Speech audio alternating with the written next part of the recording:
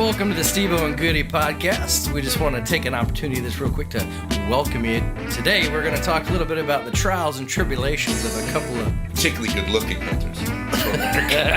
Traipsing around the Australian bush. Two young, very good-looking and tall. Yeah, tall. Freakishly tall. Americans who are trapped down under. And our experiences living over here and hunting here and elsewhere around the world. We're going to get on with that today, so stay tuned. It's the Steve-O and Goody Show, live from... Well, we're not really live. We're not even close to live. In fact, by the time you're hearing this, we may even be good. I had somebody listen to the podcast yesterday. Yeah? A friend, actually, from church. Oh. And he sent me a message. Did he really? What'd he say? What was the... He said, oh, it's interesting. Oh, that's never good when somebody... And then he said, maybe you should do a shorter one. Okay. To be like a trial one. I'm like, what do you mean? And he goes, it just seemed really long. I'm like, yeah. It's long form. It's a long form conversation. He goes, I don't know how long they normally are. I don't really listen to podcasts. And I said on average 2.5 to 3 hours. Yeah. Some are shorter. Like the Peterson's bow hunting is kind of about 45 to 50 minutes. I don't even know what that is. But You've never heard Peterson's bow hunting before. It's actually pretty good. It's very American-centric, right? Like, you get a lot of how to hunt whitetail, how to plant food for whitetail, how to shoot a whitetail, food plots for whitetails, what seasons are good for whitetails. What minerals are you using this year? What calls are good for whitetails. So if you live in Australia, you're like, like click, next. So... I don't think... every now and again, they'll have like an episode or two on hunting somewhere else. But by and large, it's whitetails. I had this random thought today. Yeah. All right, so I'm going to pose the question to you that popped into my head because some university kid kind of asked me this question the other day. Mm-hmm. And it popped into my head today while I was out working in the shop. And I was just like, what do I think about that? So he's got you thinking. Oh, nice. But it's a stupid question. Sometimes they get you thinking. But it's a funny question. So he said, if there was a zombie apocalypse, right? All right. You see where this is going? Yeah, okay. Okay. Go on. If a zombie apocalypse actually were to happen, which we know that's never going to happen. If it was to happen, what would your main food source be? So let's say, for instance, you can't really grow a garden, right? Because when you think about a food plot, right, the zombies, in my mind, will be predators. And so they would just be like a hunter over bait. You see what I'm saying? Okay. Okay. I'm going to jump into... Let me get to where I'm going. Yeah, because I think we're making a lot of crazy assumptions on this premise. But right. And I'm just... this is just... Because I don't think they're that strategic. I think they just run around and scream and kind of carry on. And they're undead, so they never waste away. That's because you watched that particular film. Yes. Look, to be honest...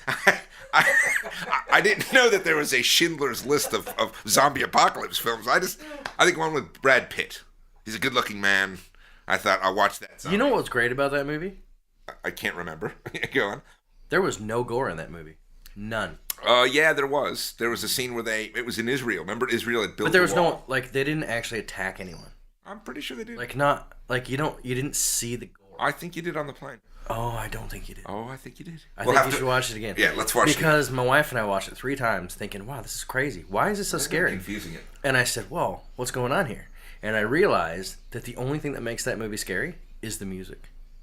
They make the music. The music makes it scary. Another film. I thought there was gore on a plane. Anyway, go on. So you've got the zombie apocalypse. Okay, so zombie apocalypse. I can't believe we're on this. Go on.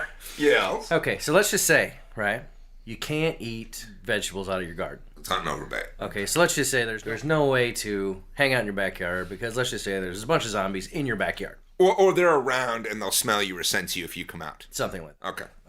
There's a reason why you can't garden. Okay. So if you're a vegan, then what do you eat? Well, before I answer that question, I'm not entirely sure what vegans can eat now. Right?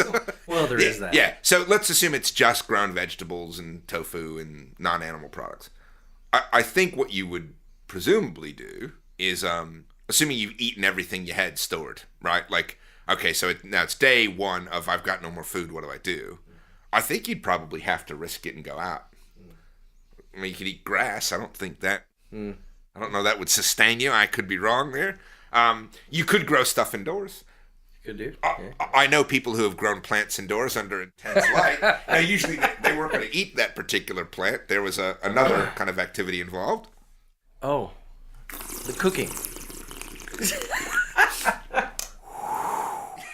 If that gives you any clue, but so if you wanted to, if you knew the apocalypse was coming, or you had some time before it kind of grew, and you took your plant seeds inside, you could grow them inside.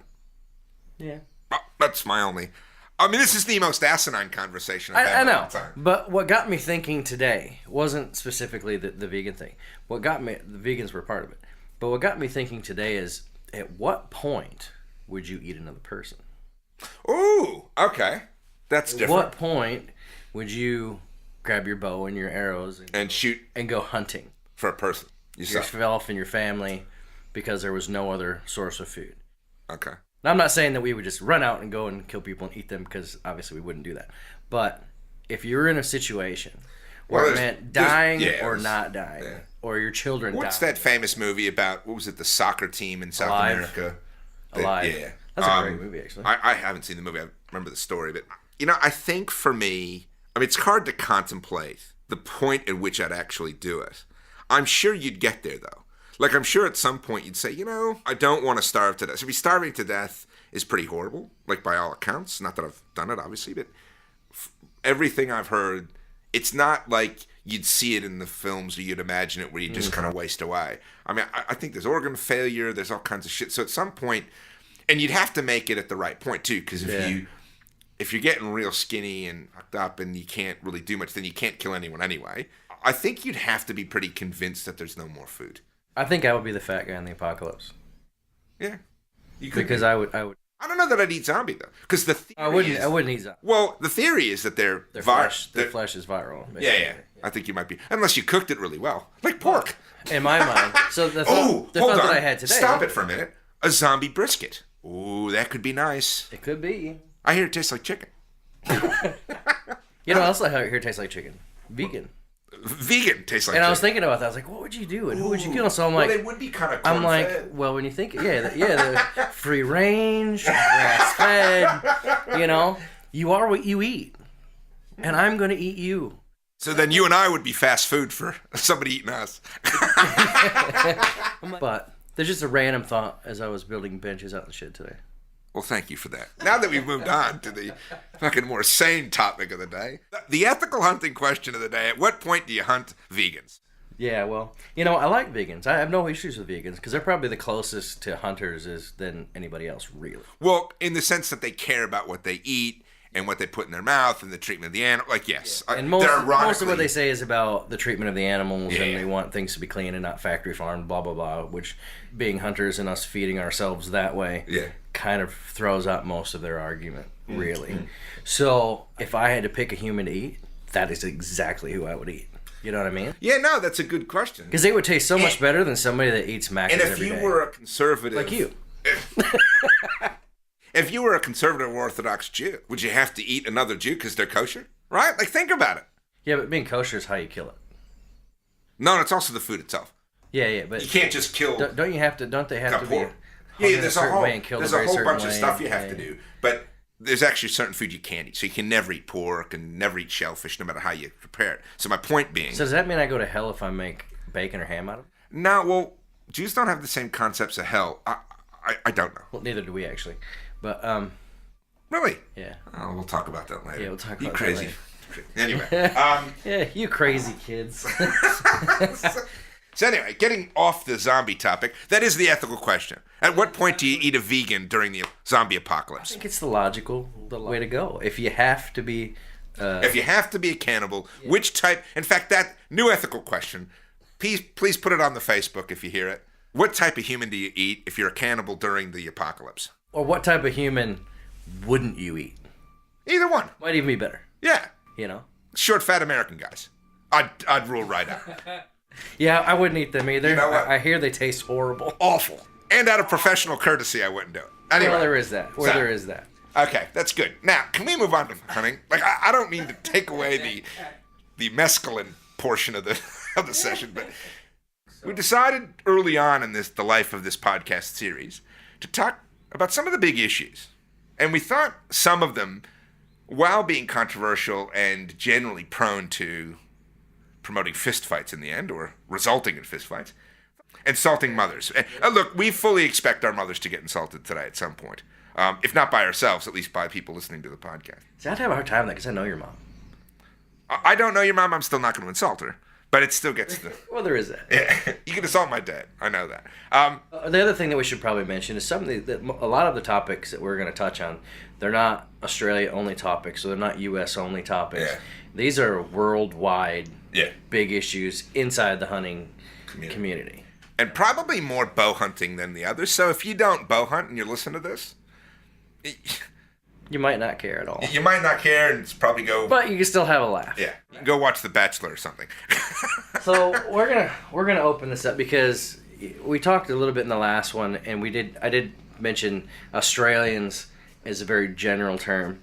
And when I say Australians, I'm not meaning the entire population. I'm meaning very specifically the people that are in forums that cuss at you and swear at you and talk about your mother and talk about what they're going to do to you behind your house when they catch you, and you hear the dueling band, and you're like, what is going on here? And who are these people, and why are they talking to me? Now, I, on the other hand, just to clarify, I'm speaking about all Australians. That's because you're a pain. Yeah.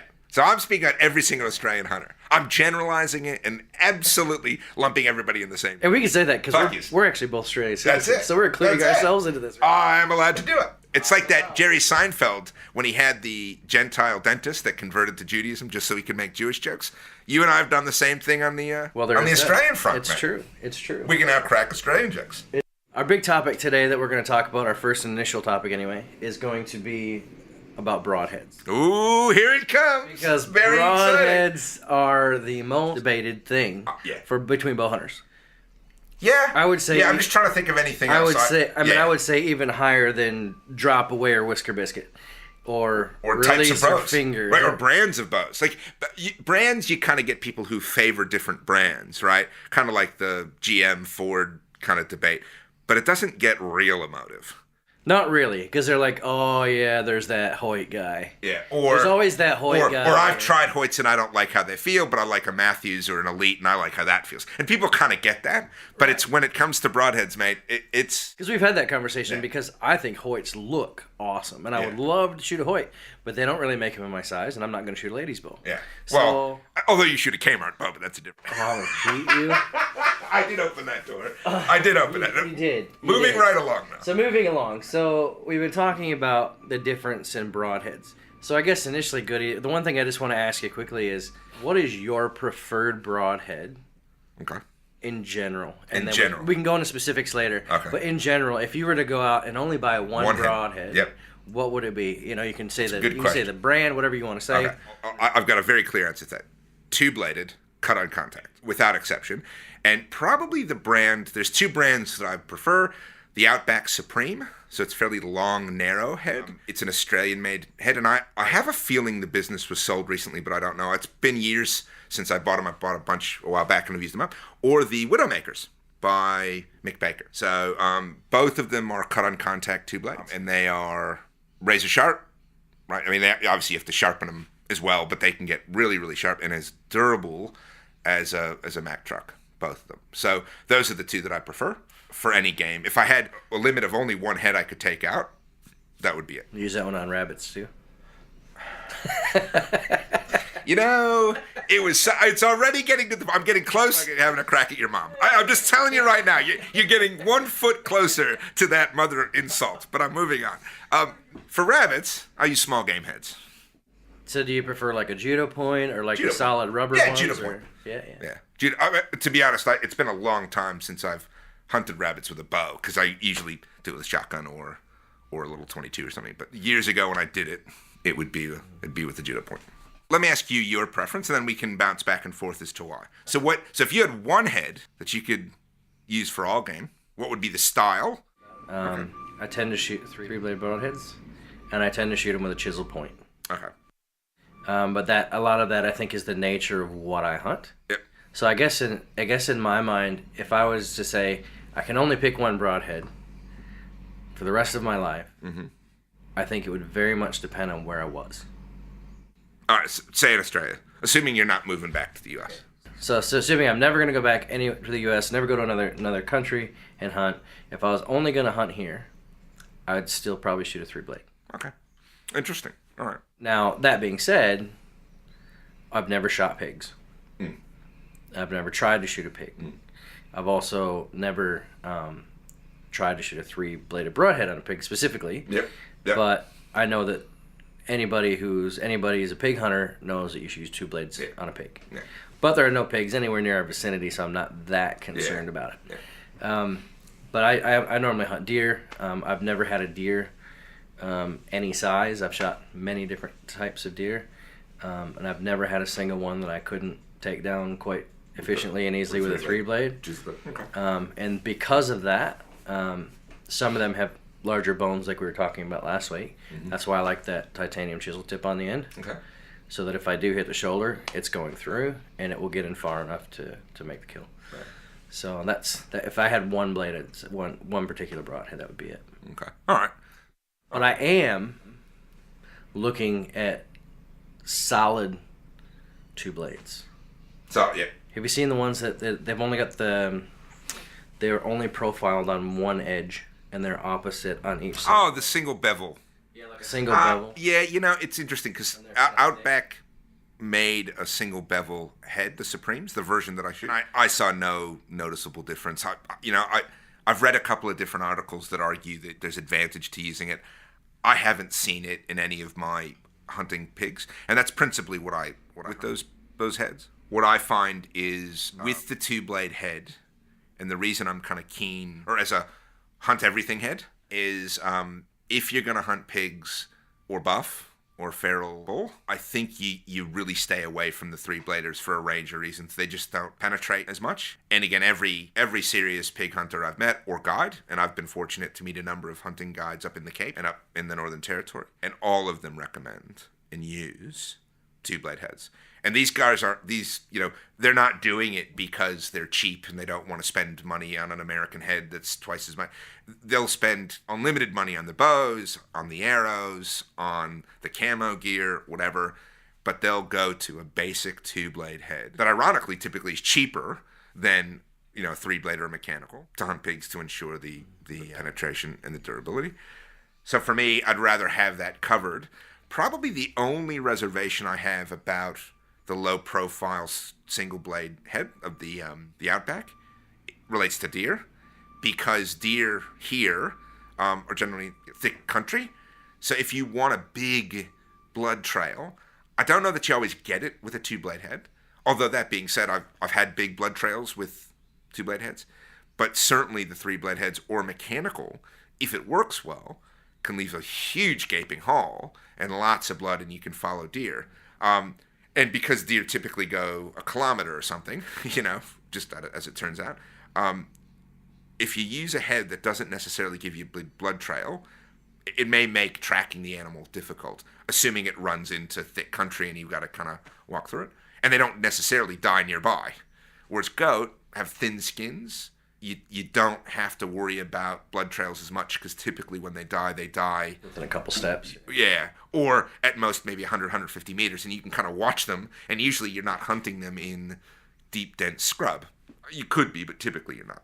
So, and overall, the problem I have with the 3-blade heads is the way they're designed. If you hit a bone or a shoulder, you've got less of a chisel effect, and you've got just one more blade that can kind of get stuck in the bone. Whereas the 2-blade heads, particularly with the little tanto chisel tip, act as a wood chisel. So if you think about when you chisel a piece of wood and you want to crack it, you think about the way that the head sits, the head of the chisel, and it's the same kind of principle with the 2-blade heads. I've just never had a problems with a 2-blade head ever. Interestingly, I've seen a good friend of mine shoot a mid-sized boar with a 3-blade muzzy. About 30 meters, maybe a little less, close to that. Good shot, and the penetration sucked. And it was a 70-pound bow, Q2XL from Matthews. I remember because he had the same bow I did. Plenty of power, and it hit kind of a good shot. He just didn't get penetration on it. Now, I can't comment on why he wouldn't, other than to say he had everything the same as me except the head. And when I shot a bigger pig later that trip, it went right through it. So, again, I know it's not highly scientific or there's a big kind of sample size. Not even comfortable shooting a 3-blade into a pig. I mean, I think he maybe got less than 6 inches of penetration. It was awful. And I saw the pig run off, and I don't think the pig lived, but I don't think it was immediate kill. So he ran off because of where we were. We couldn't follow the trail. Eventually, we kind of resumed a little bit of it and then lost it. But that should have been a click. And mechanicals, don't get me started. They're a complete waste of time. Absolute piece of shit. For pigs, yeah. I'm starting to think for everything. I don't know, man. I'm not a big fan of them. I never have been. I used some on that last trip. Mm-hmm. Mm-hmm. I had my regular 3 blades as well, but I took some of the Muzzy hybrids. Okay. Which is a half mechanical, half solid. Okay. And that thing, I mean, it was awesome. Big blood trail, I'm sure. Big wound. Well, they died in 2 steps. I mean, there was no trail to follow. Wow. Okay. And it was good. Okay. And that's the one broadhead that didn't break. Okay. Interesting. I'm not sure how. I mean, I did shoot 2 of them. One of them is obliterated, but the main shaft of it is fine, but just the blades are gone. Okay. So I'm sure that's replaceable or something. But yeah, but I was surprised at how well they worked, and I've never shot them. And I've always been against mechanicals, kind of pretty much since they came out, when you had to put the little rubber band on them. Yeah. And people were having all the issues with them not opening, and so I was kind of of that same camp where, you don't want to buy those because it's just, what if it doesn't open? It's like shooting with a field tip. And well, not even that. Even if it opens properly, it consumes a lot of kinetic energy in opening up. All that energy to open it up and push it through the skin of the animal could have been used to push penetration further. Yeah. Right. And my problem with the bloody things, and I've tried them twice on deer, once on goat. All 3 trips, I had one of them open midair. What? You mind if we ask what brand those were? Yeah, no, they were a well-known brand. They weren't $2 shot broadheads. I want to say they were well-known. Oh, Steve, you're pushing my memory. There was a company. I know at the minute we'll be done with this pod, but Rage? No. This was before Rage, because Rage has the slip back. This was the swing wing style. So you open it. They're folded to the front. They're folded. Yeah. Those are the ones I don't like. Yeah.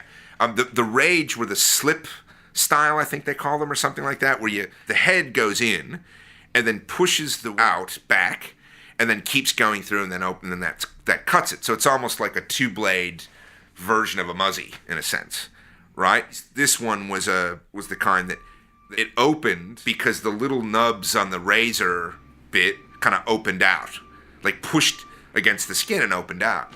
And I shot it, and I remember I was 20 meters from a Rusa hind. She didn't know I was there. It was beautiful. She stopped and actually laid down 20 meters in front of me.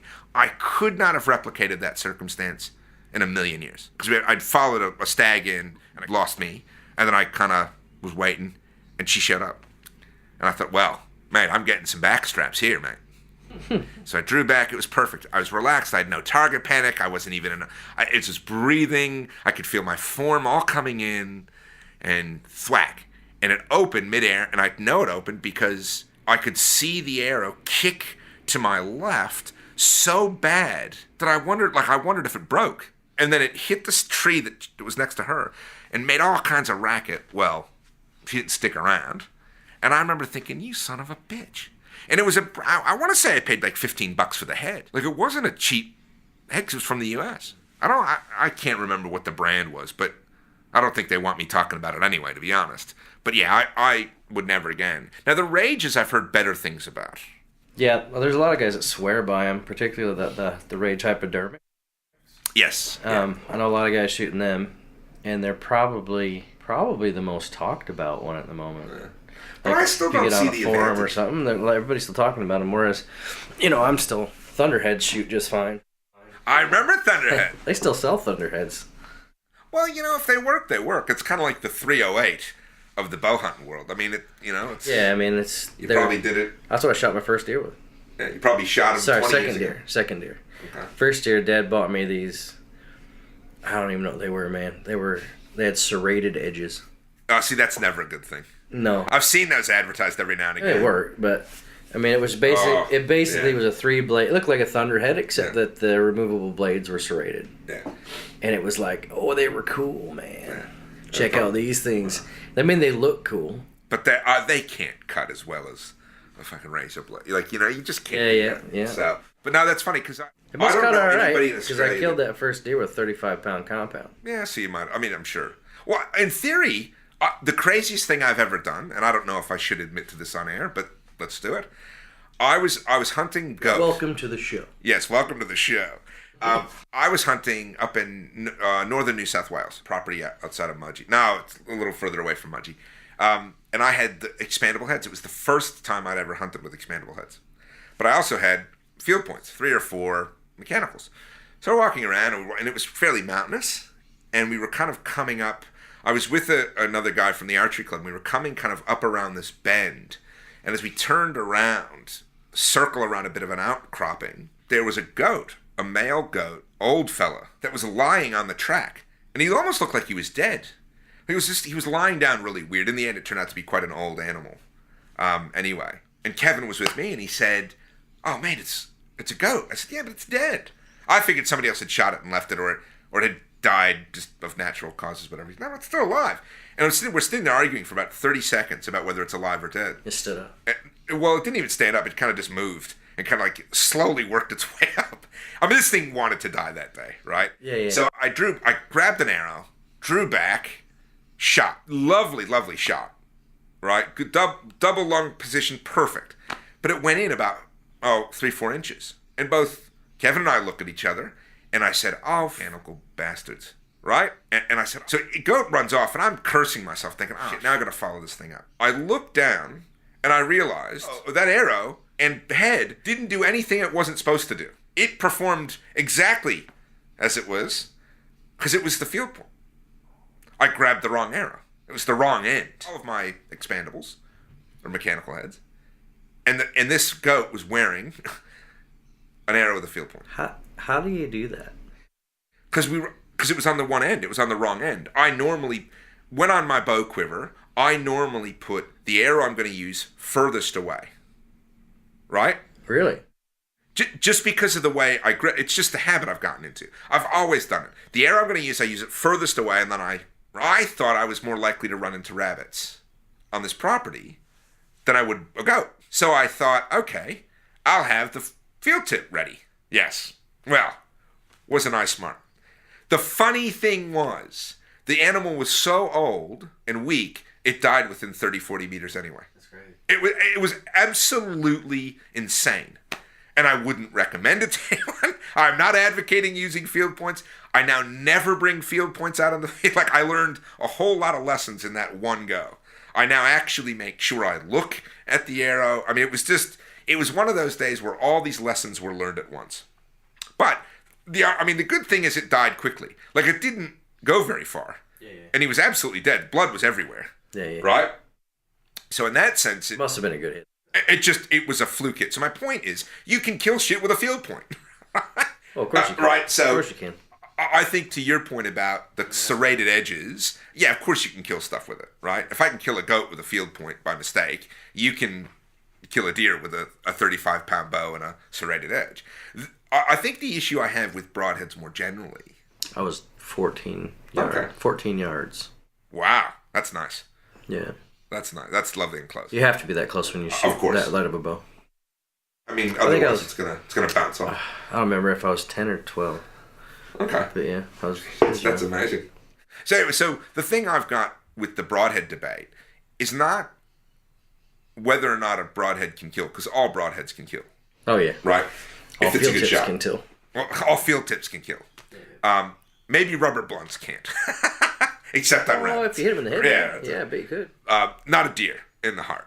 No, probably not what you want to be shooting. But at the base of the spine, you might take a deer with it. You know what? Let's leave that one for another broad. I'm not saying that we should hate. Yeah. Hey, you should go out and do this. I'm saying it could. Yeah, you certainly could do it. So, I think the question is, and we come back to the ethics of all of this, and I know ethics will be a topic for the podcast coming up, is if you work on the ethical basis that you want to give the animal the greatest likelihood of a quick, clean kill.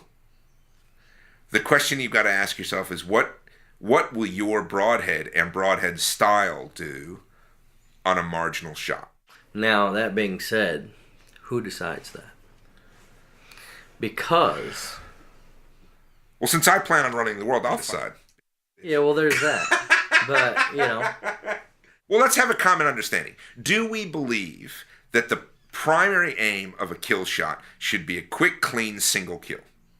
Yes. I mean, that's the starting point, right? And I don't know too many people who feel differently than that, really. But going back to the topic with the broadheads, the stuff that we're talking about, the reason this is such a highly debated topic is because what you're talking about right now is the argument that people have. It's about the ethics of the broadhead. Not about the effectiveness, but about the ethics of the broadhead. Yeah, usually. Well, no, I disagree. Hold on. I think they also talk about the effectiveness from which gets it done better. Right. But underpinning that is the ethical consideration. But the thing about that is most of the people who are saying that, you can almost guarantee that they've never shot the other broadhead. Okay. I mean, how many guys do you know that have shot 10 different brands of broadheads in their lives? I think the older you get as a hunter, you experiment more. I mean, I don't know too many people who've been shooting the same head for 30 years. Let's say something just really quick, just because we have had a few people ask. I'm just going to say this is a kind of a blanket, quick statement, so we're not going to go into it and spend a lot of time talking about it. But you've been hunting for how many years? Let's call it 20. 20 years, right? So 23, but 20. Right, and I'm about 30. Yeah. About 30 years. So between the two of us, we have 50 years of hunting experience. Yeah. So we're not just, we didn't start hunting yesterday. Yeah. I didn't go to Kmart and buy my bow yesterday. Yeah. And get my broadheads with it. I got some broadheads from China.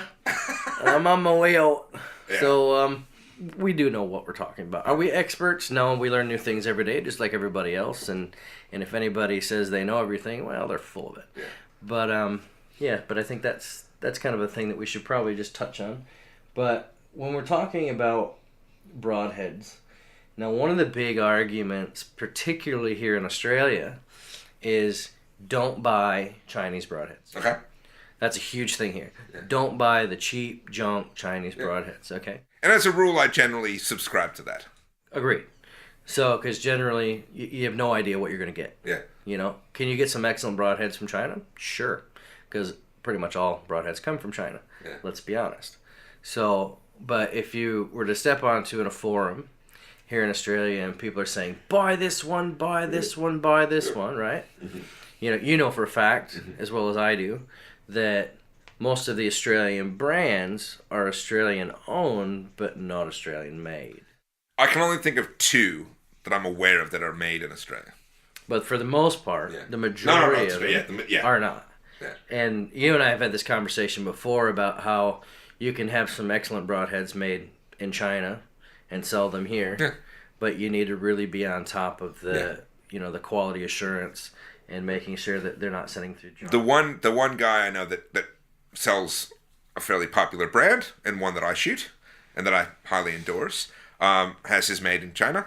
But I also know the effort he went to make sure that the quality was up to scratch. And I think he was telling me, he would get just hundreds of heads that were wrong, that he'd have to spin test every batch of 100 heads, and he'd send them back. And eventually, the manufacturer got it right. But that, to me, is the difference between going on eBay and getting, the cheapest 20 heads you can get for $10, or having somebody who's serious about quality but also wants to manage their cost. Because the problem with producing in Australia is it would be cost prohibitive. And that's it, really. I mean, you'd be paying $40 a head.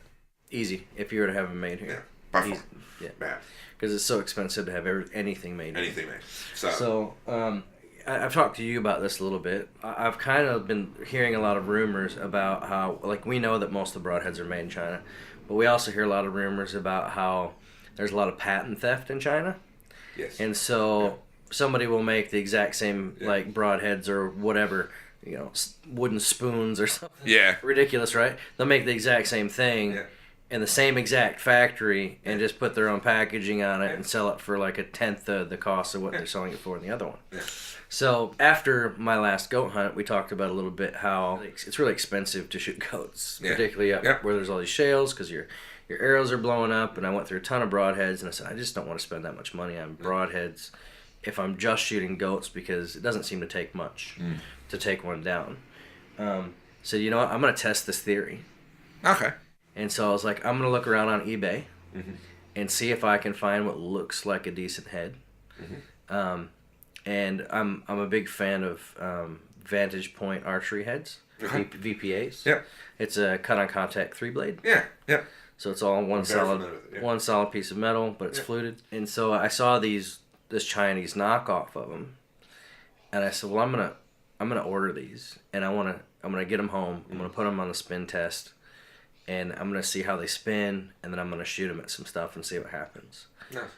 Not necessarily take them hunting, but I want to check them out because I have a feeling that maybe, just maybe, this particular broadhead is a VPA broadhead made in possibly the same factory. I don't know if VPAs are made in the U.S. or if they're made in China. I don't know. I'm not going to speculate.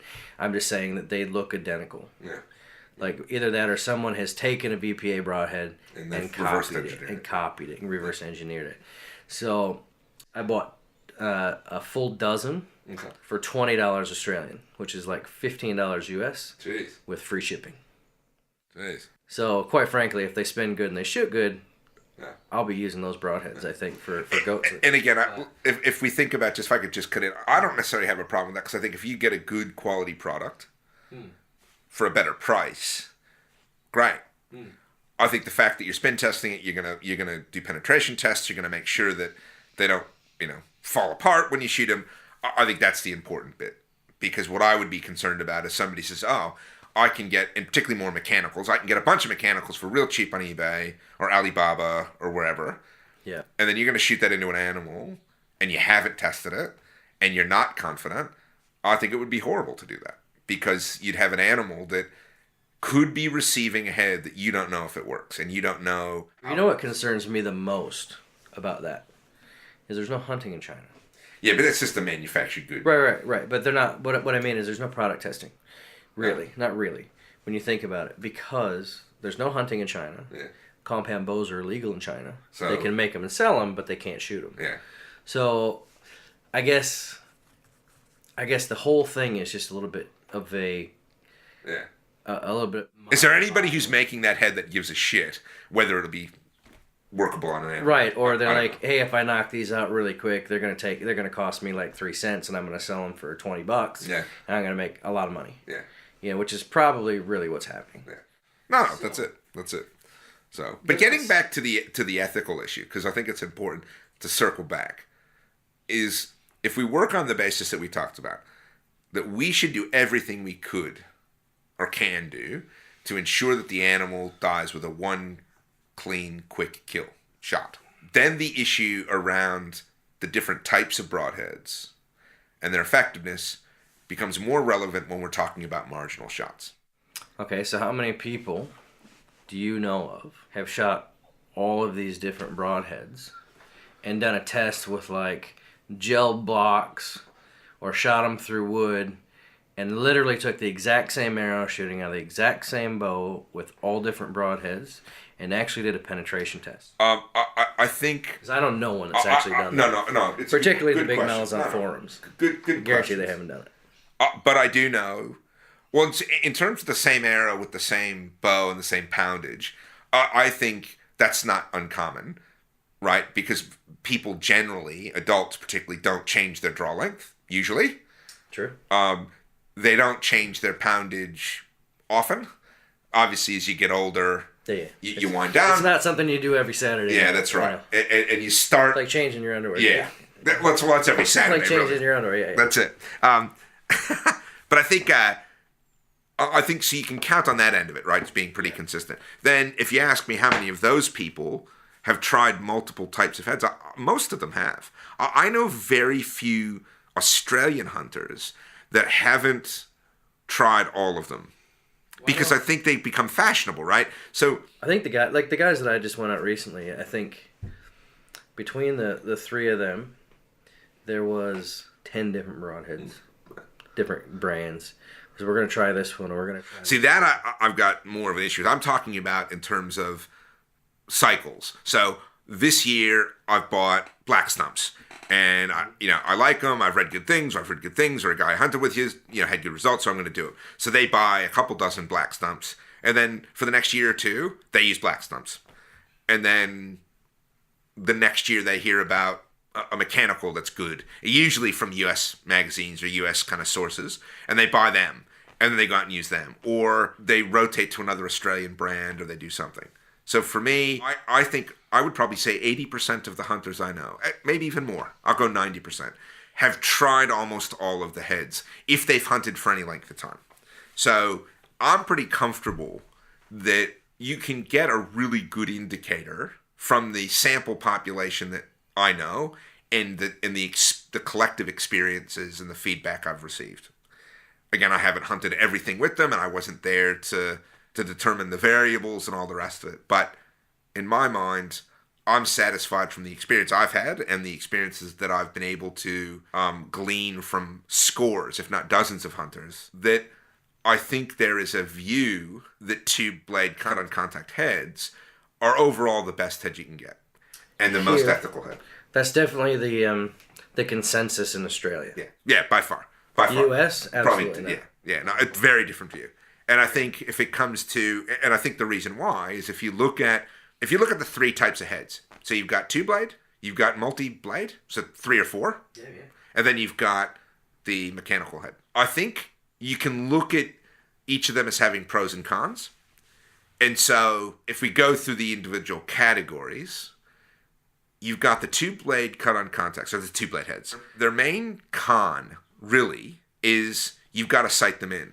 And they fly differently than your field points. And they generally tend to group a little bit bigger. Generally, right?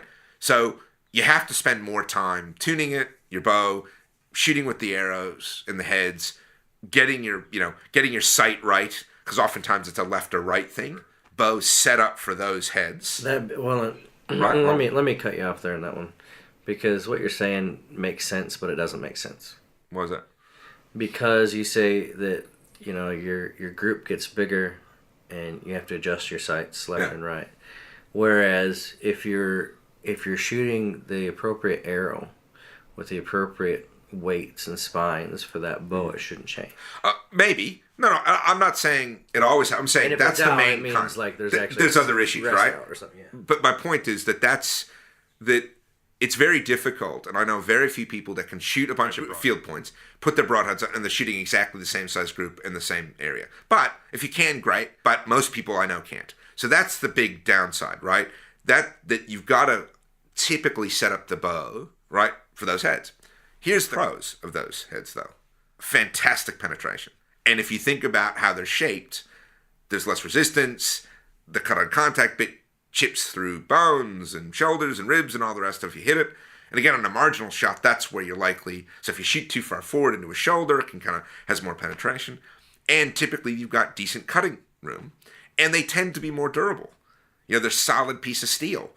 They may bend, but more often than not, they don't. They take a pounding outside of hitting the animal. So you hit a tree, you can pull it out, it's not bent. You can hit a rock, and it scratches it or mess up, but it doesn't affect the flight. So those are the specs and the advantages and disadvantages of those heads. Then you look at the multi-blade head. I think the multi-blade head has the same cons, but not as much as the two blades for the flight accuracy. I think they fly differently than field points as a rule. Again, some do, some don't. It depends on the bow being tuned and who's shooting what. But by and large, you generally have to adjust, but not as much, I find. I think the main advantage they have is, man, do they leave a blood trail. Yeah, good blood. Fantastic wounds, big open, on both sides. Coming in and coming out, right? Yeah. Big wound. That's true. I think they tend to be less durable because they've got the thinner blades, and if that hits something, you bend it. And then, you have to either replace the blade or the whole head if they don't have the replacement blades. And I don't think they get the same penetration in things like bone or really thick hide on a pig or something. They can. I think as a rule, if you think about it physics-wise, they can't. It's like pushing a knife through a piece of steak versus a spoon. A spoon could cut it and get through some of it. A knife is sharper, right? But that being said, I'm talking in generalities here, right? I think they still are effective. The mechanicals, I think the main advantage is that they fly reasonably similar to field points. Yeah. That's been my experience. Every time I've used them... Yeah, well, technically, they're supposed to fly. That's their main advantage. So particularly if you're taking longer shots, or if you're worried about wind, or you're worried about your form, or there's some other reason why you don't want to spend the time to sight your bow in to those heads, they're great. And I've actually done that. I'm absolutely guilty of that. Particularly when I was hunting goats with them, I'd say, look, I've got my field tips shot in. I'll leave the field tips at home. I take the mechanicals, and they work roughly the same. I've never had a problem. And when we shot them into the sand targets and all that stuff, and the practice heads, they're perfect. I think their other advantage is they make a huge hole, because typically they're built so that when they open, you've got an 1.5 inch round of a hole, right? Or 2 inches. Yeah, 2 inches. So that's huge. So if you do well... I think the biggest one I've seen is 2.25. I mean, that's a huge wound channel. Yeah. Here's the problem. I don't think they penetrate nearly as well as the other two, largely because of the kinetic energy that's used up in opening them when they hit the animal. And also, man, they're not durable. Man, they are not durable. I reckon... You bend wings, you bend the thing, you bend the ferrule. I've just never seen a whole pack of them survive a hunting trip.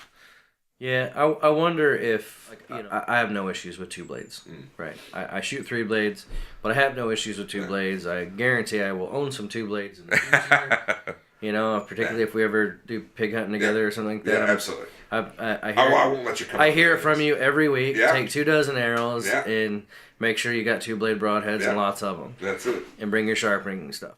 And that's fine. That's cool. And I'm 100% on board with that. But I think a lot of that stuff has to do with what you're hunting and where you're hunting. I agree. And so in Australia, from what you've said and from what I've learned from other hunters around the area, 2 blades are the way to go, particularly with big animals like buffs and like pigs, the feral bull. Now, we're talking about the pig. In my mind, I'm struggling with the idea. Not that I don't believe you and not that I wouldn't buy 2 blades. I struggle with the idea that I couldn't get a clean kill with a 3 blade. The reason I say that is because the argument that's had, aside from mud, the argument that's had is the longer hair and the thicker skin. Well, and the big pads. No, and boar have a big, thick shoulder pad, particularly the boar, and it's big. It's not just a little thicker. It's a big chunk of meat. I've taken black bear with a 3 blade. Not the same. Thick skin. Yeah. Big shoulders. Yeah. Not the same. Tons of fat. Tons of hair. Way more hair. I will reserve my answer for when we get back from our pig trip, and you'll see what I'm talking about. Particularly up north, the territory and the Cape. Different. So let me ask you a question. Hypothetical question, and I think I know the answer, but I'm going to ask the question anyway. So if, let's say you and I go up to the Cape together, and we go up pig hunting, and we go up and we see your buddy Mick, and we have a podcast with him up there, whatever, and let's say I've got 2 dozen arrows, and I've got tons of 2-blade broadheads, but I bring that 1 3-blade. You're going back on the plane. You're going to let me shoot it? Nope. No? No, well, let me give you my experience.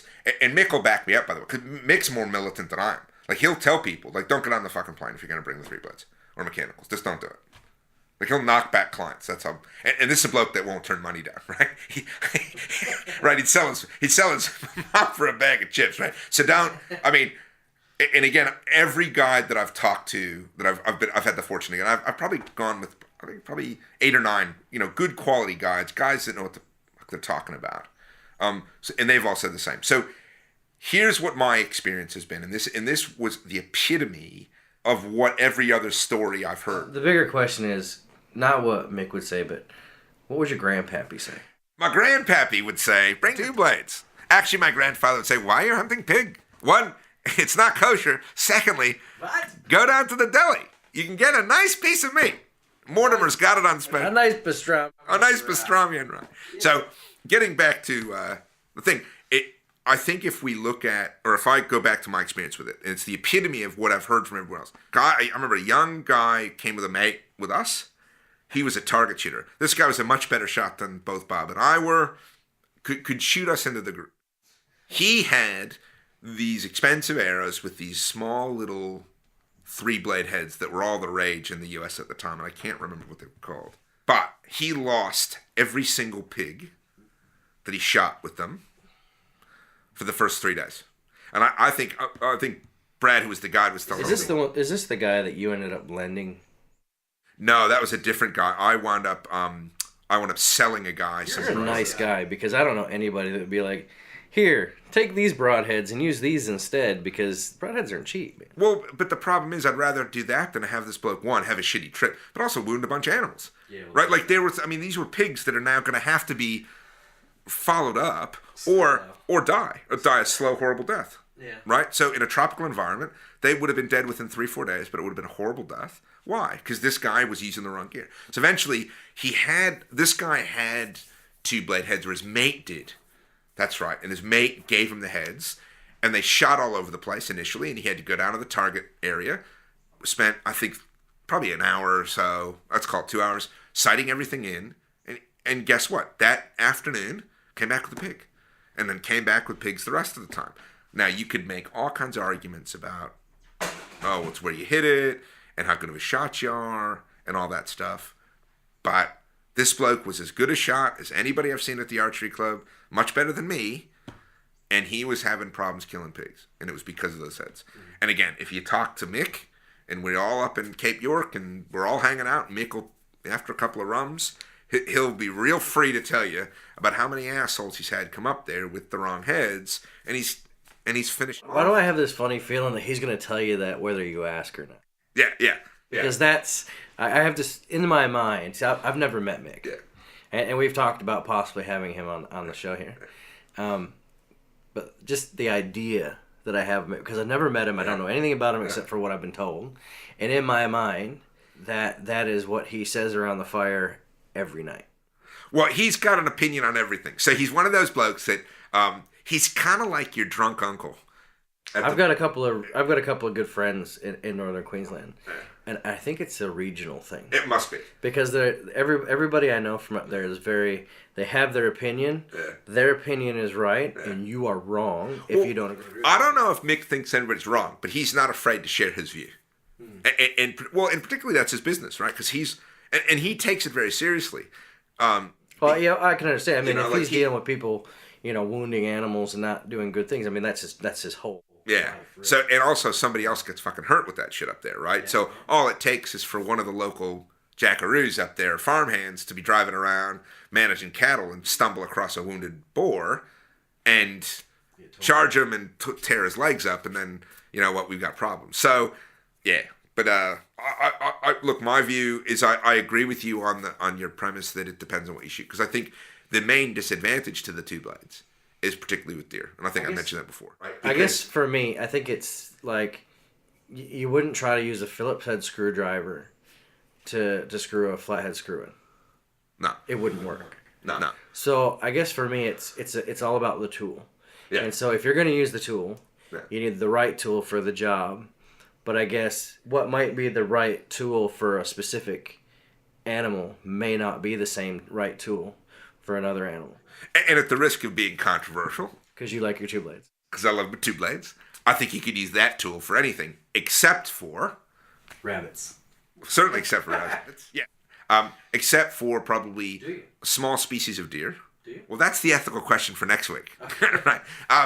Is a small deer, like a hog deer, and the reason why is not because of penetration, but because all of those heads will penetrate because they're small animals. But if they're in pretty thick, really, hard to track country, and those animals bound away after they've been shot, and they will, I think a 3-blade or 4-blade or an expandable or mechanical has the ability to leave a bigger blood trail than a low-profile 2-blade head.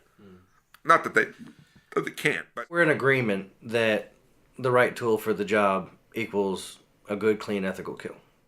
And is a 2-blade.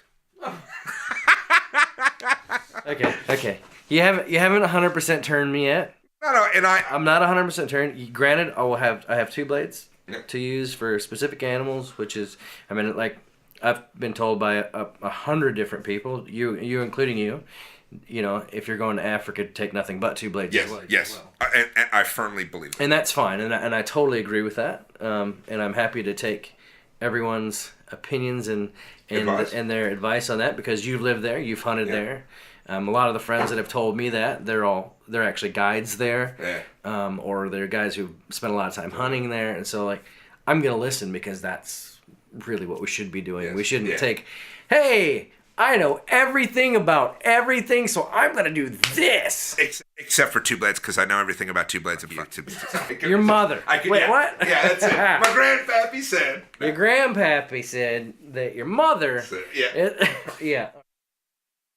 Well, there is that. Now, we don't have time to go into the other topic. Okay. So I have a shorter topic that we're going to jump into quickly to keep you, because I know you've got an appointment to be at soon. I'd like to have a quick conversation, since we're talking about my Kmart bow. Here we go. I think I'd like to talk a little bit more about. I got a little upset last week. I think we'd like to talk a little bit more about the shade tree bow mechanic. The shade tree bow mechanic.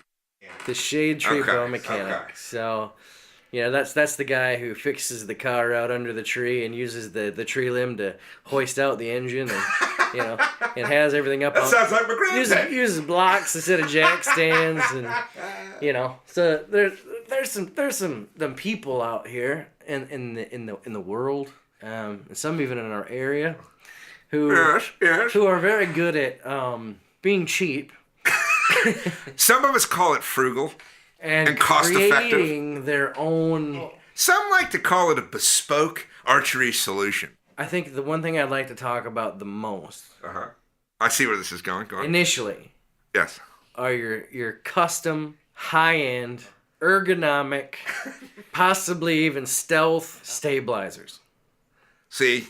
Because usually you have 2 different bows. You're a good hunter. You have a backup bow, so when you go on a hunting trip, you always have a second bow. Always bring it. Because you're a smart guy. You've had enough experience to be like, I'm not dumb. I'm going to take a second bow. So tell us a little bit about your heat-seeking, stealth-wearing stabilizers you got there. All right. The short answer is, I was looking for a stabilizer, and I was going on the internet, World Wide Web. The source of all light and knowledge. And I was first I lied. First I went to the archery retailers in Australia, which quite frankly could put the diamond stores in Manhattan to shame in terms of markup and price. I know, right? Oh my word! I get it. And I can say that because I actually run a company here in Australia, an archery company, and I know what the markup is because I buy wholesale, and I'm like, really? That's wholesale here? So I know exactly what. Yeah, and I get it. There's a lot of overhead here and labor costs and all this, but man, there's hard. So I said, basically, my summary was, I ain't paying that for something to hang off my bow. So I went on internet, World Wide Web. Source of all light knowledge. Source of all light knowledge. And I said, well, let me see what I can get. And I actually wasn't particularly enamored with the price on the web. I checked Cabela's and Bass Pro and all those places. By the time he shipped it here, and we've got funny stories about Cabela's changing its shipping policy over the years to Australia. So I couldn't really count on what it would cost. So I said, let me figure this out. What exactly is a stabilizer? It's basically something heavy that screws into the front of your bow. Now, the front of the bow has that unique thread, the 832nd UNF, Unified Fine Thread or whatever. So I went actually down to the local hardware chain, Bunnings, which this podcast is brought to you by. Get more for less. And bought some screws. And get some sausages. And get a mean bloody sausage. On a piece of bread. Yeah, for about $3, but it goes to your local footy club. That's right. Whoever happens to be there. So I figured, I can actually make it. So I'd get a tubing. And then filled it with lead. Mm-hmm. And then capped it off. Drilled it through the end, a hole, into the head of the screw and all the way through and then put a pin in, and it works. Now, some would say it doesn't look particularly professional. You know, though, if quite literally, I'll be honest, the one that has the arrow parts on it. Yes. If you painted that, yeah, like that would look possibly store-bought. Well, let me tell you about that one. Because I decided, ill-advisedly I might add, to do a bit of target archery. Now, for those of you that don't know, I have the eye-hand coordination of a duck asset. I think I mentioned that last time. So I'm never going to. They don't even have hands. And they could still shoot better than me when it comes to target stuff. I just don't have. You know what? I ain't going to get there from here. So I thought, well, maybe I'll do some target shooting. I didn't buy a target bow, but a more target type bow, bigger brace height, a little more forgiving and longer. It wasn't as fast and all that stuff. A Matthews, by the way, lovely bow. A Z7. Did you get that at Kmart? No, I got that. Sorry, Big W. I got Big W. Actually, I was going to say the cheap discount store, but I'll go Cheapest Big chips? W. Cheapest chips. This podcast brought to you today by Cheapest Cheapest Chips. You get more for less. So, Spend less. spend less, get more. So, I figured, you know what? I'm not going to pay like $200 for a fancy pants, like a target stabilizer. So, I figured, what are they made of? Thin graphite tubes with kind of capping at either end, and one end was weighted, and you screwed it into the front of your bow. And I also had one of those, I kind of made a triangular thing so that you can have the two side bar kind of stabilizers. Oh, you got the sidebar mount built? Yeah. Yep. So I had a whole bunch of brochety arrows. So all I did was cut them to the right lengths and then attach them with inserts and capping at one end, and then I could extend it, and then I could kind of do to the sidebar. And it took me, I reckon, about a good hour and a half with a lot of eraldite, a little bit of super glue. Super glue? Yep, okay. And, right, it worked. Okay. It looks ridiculous. It looks completely ridiculous. But all I'm doing is hanging weight off the end of the bow. Why do I need it to be fancy? Why am I going to pay a couple $100 for it? Well, I can answer that if you really want to hear it, but... Please. Okay, so, yeah, it's graphite, and, you know, it's basically a carbon tube. But the entire purpose of the stabilizer is not just to have weight on the end of your bow, but it's also to remove some of the vibration and have correct droppage, where the weight comes in so that it falls forward in a perfect way, and so when you pull it up on target, it's the right weight so that you're straight directly on target without having to raise or lower, and that's kind of the gist of stabilizing. That's a bunch of fucking SJW bullshit. What's SJW? Social justice warrior. I'm blaming everything on them. I'm blaming everything on Antifa. It's a bunch of That's a bunch of Antifa bullcrap. So, see, that's an Antifa bow.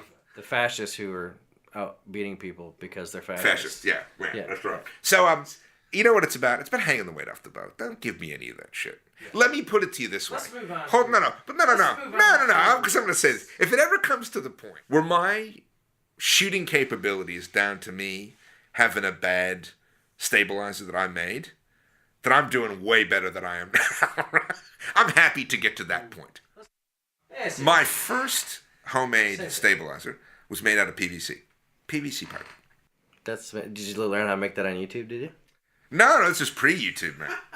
So I got a cap, screwed it through on the 8/32 thread, did all that stuff. You know, I've seen that.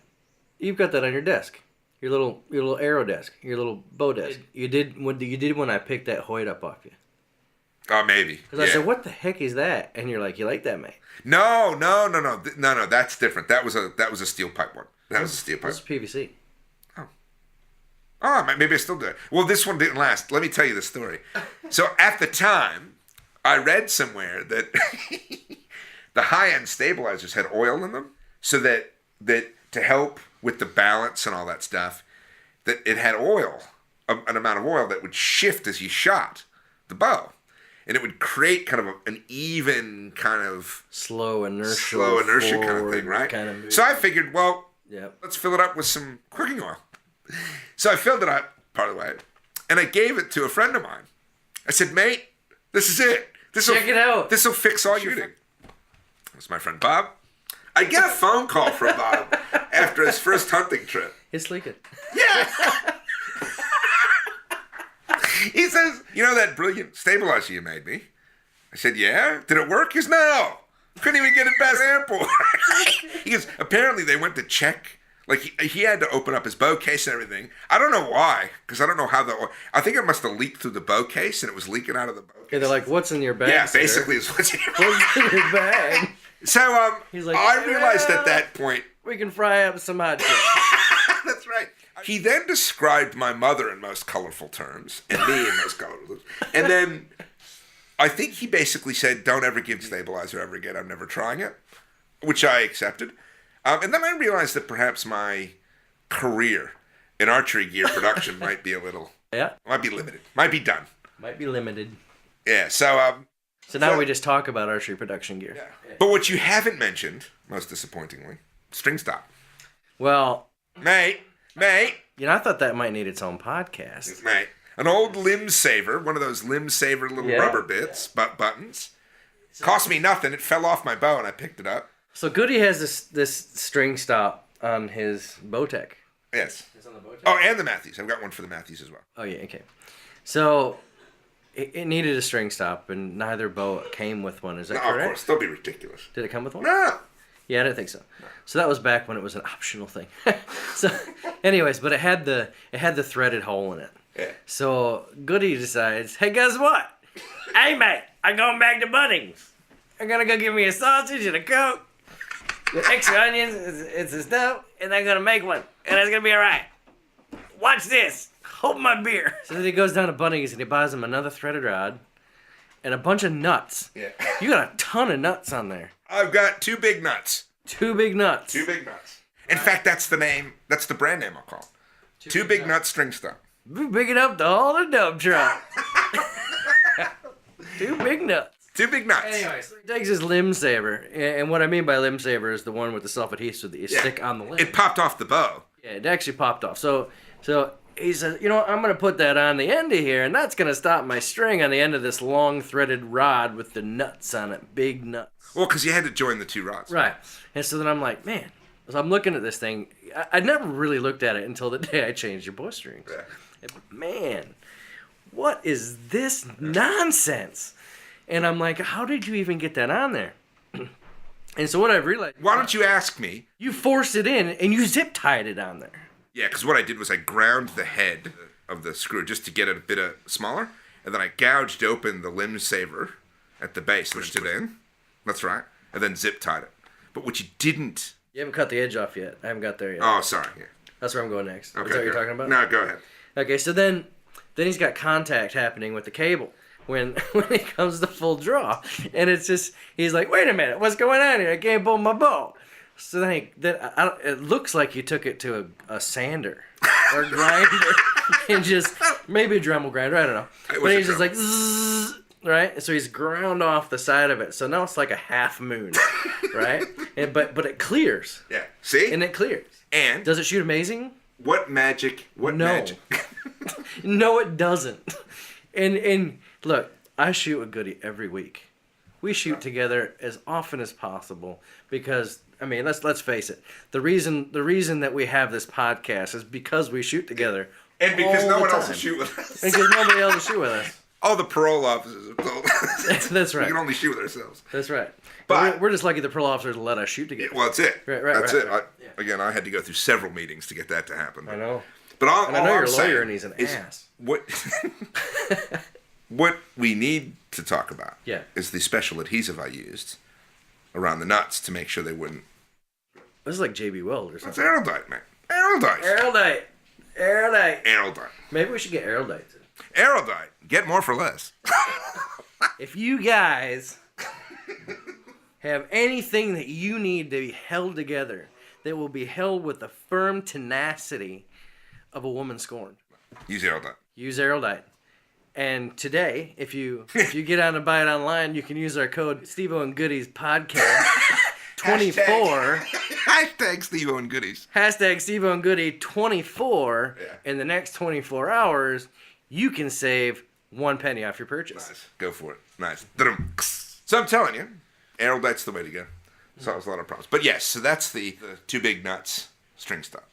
Two big nut string style. I think we should market that. Mate, I'm You know telling what? you. I'm telling you, one of these, we're talking about having a website and having some Goody and Steve podcast. Maybe we should have some of that on there. I think we could do merchandising. Merchandising with your In fact, custom, high quality stabilizers and bow accessories. I think what we should do is run a contest. A contest. A contest. So a contest. What kind of contest? We'll have to think about it. We'll announce it in the next podcast, I think. Okay. Where the winner... Let's throw some ideas out for this contest just really quickly. How about the most homemade bow accessory ever made Yep. can be sent to us. Or a photo, obviously. A photo of it sent to us. We'll throw out some sort of a prize and we'll post it on all of our social media and all over the place. But we'll give you the official details of the next one. But if you have any ideas, specific ideas that you want us to talk about on the podcast, specific ideas or of contests you'd like us to have that have to do with Goody's shade tree bow mechanics or anything like that you'd like to run by us, hit us up, steveoandgoody@gmail.com. Check us out on our Facebook page. We're on Twitter. We're on Instagram. Yeah. This is the podcast. Are we doing a MySpace page? What's MySpace? I think I had one of them for like a month. Yeah. But no, we're on SoundCloud now. We're on iTunes as well. Hey guys, we are out of time, so we're gonna wrap this podcast up. We're looking forward to your hillbilly bow items. I resemble that remark. All right. So anyway, thanks guys for coming out. See you next this time. podcast was brought to you today by Bunnings.